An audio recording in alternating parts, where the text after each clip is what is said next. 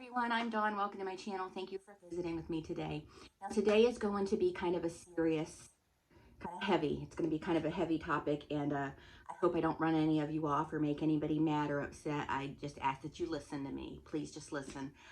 Um, while I work from home, and I've been watching a lot of, while I work, I play YouTube videos, mostly true crime, and so I've been playing a lot of Annie Elise, 10 to Life, who, she's great, she's wonderful. Um, but today, a couple of her videos came on that dealt with kids and then a parent.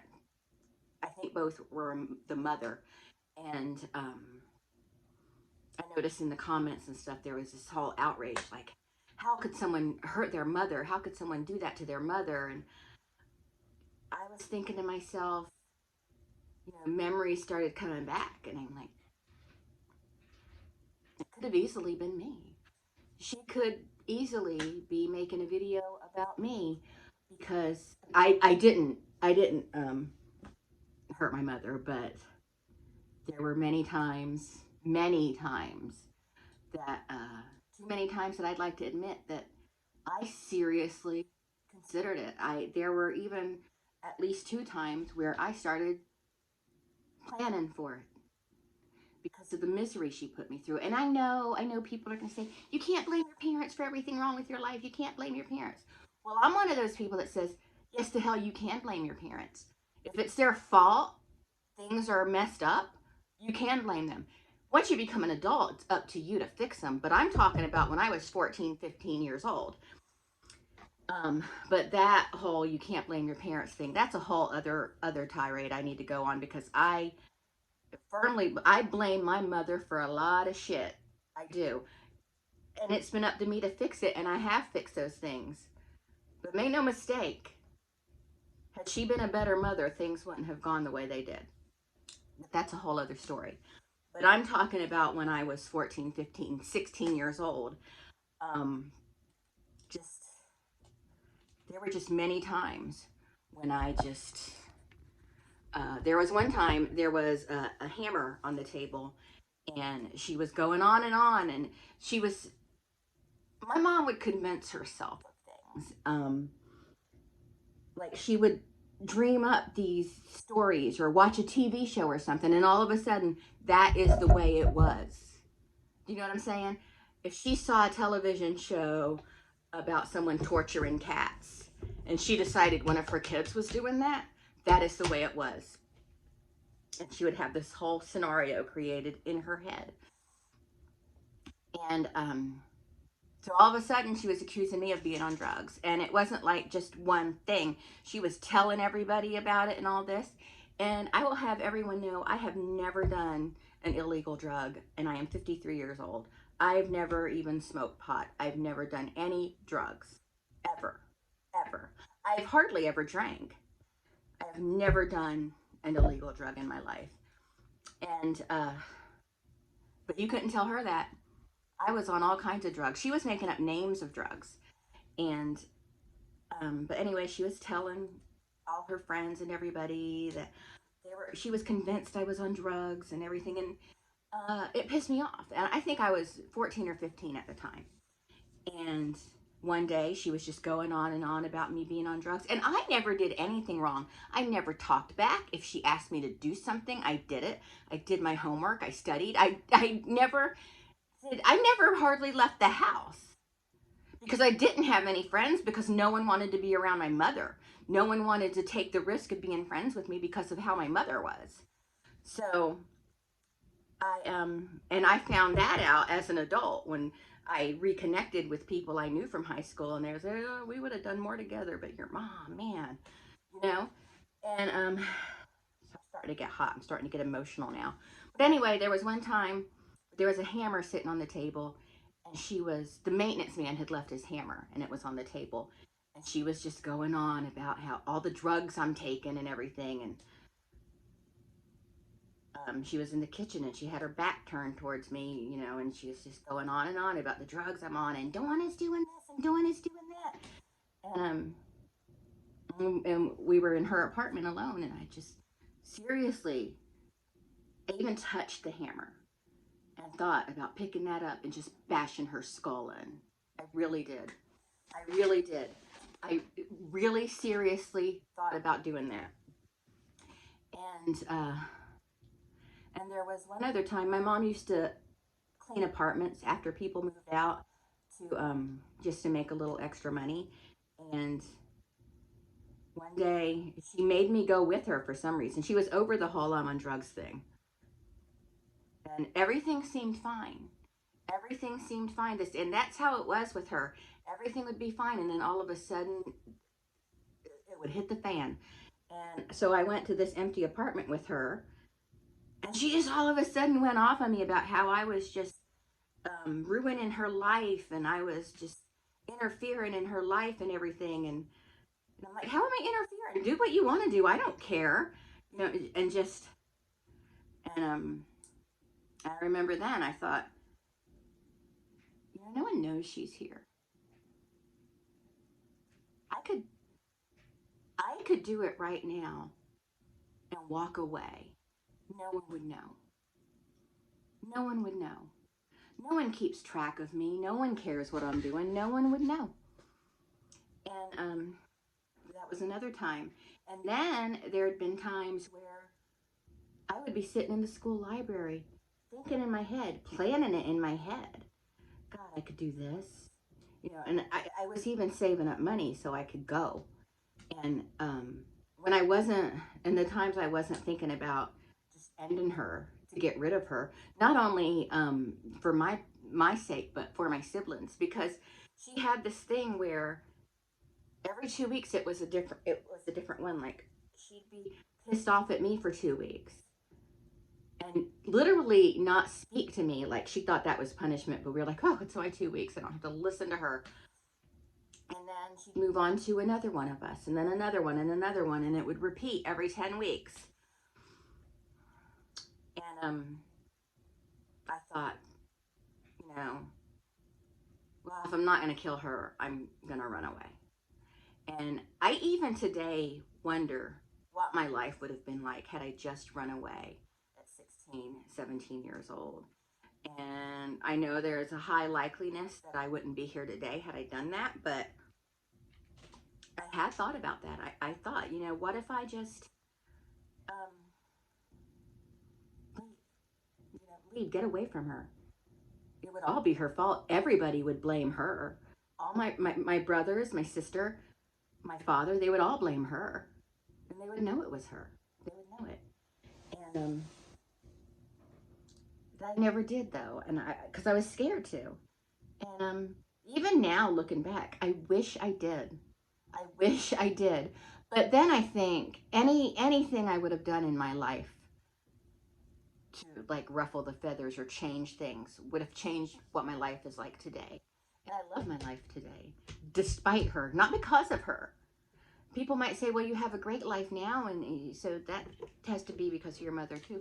No, no, no. People have said that to me, like, well, you have a great life, and that you can owe that to your mother. No, I owe nothing to her. There is nothing in my life today that is because of her. I can guarantee you that. Um, when I had boyfriends before Eric, she would make up things in her head that they were doing or what was going on with them and everything. And she drove so many boyfriends. Not that I had a lot of boyfriends, but the ones I had, she drove them away. Couldn't drive Eric away though. She couldn't do that, and that pissed her off. Even after I married him, she still tried to drive a wedge between us. She still tried, and she couldn't do it. She couldn't do it, and so I am glad that I didn't tell her, you know, because I wouldn't have the life I have today had I done that. I probably wouldn't be in prison anymore if I ever got caught, but and I don't suggest this at all. Nothing I say in this video do I recommend. I don't think people should do that. Killing is bad. Um, and I know firsthand how difficult it is to live with an ABU SIVE parent. I know firsthand how that is, and I haven't even scratch the tip of the iceberg telling you the thing, her behavior and everything. But I know firsthand what it's like to live with a ABU, SIVE mother, parent, uh, and it's hard, and it's hard to get away without running away. Um, but just don't do anything that's gonna negatively alter the course of your life. Don't do that. Go to someone at your school or something. Tell them, look, this is what's going on at home. You know, it's scary. It's scary. And I knew by this time, at that time in my life, by the time I reached my mid to late teens, I understood not all households were like this. Not all moms were like this.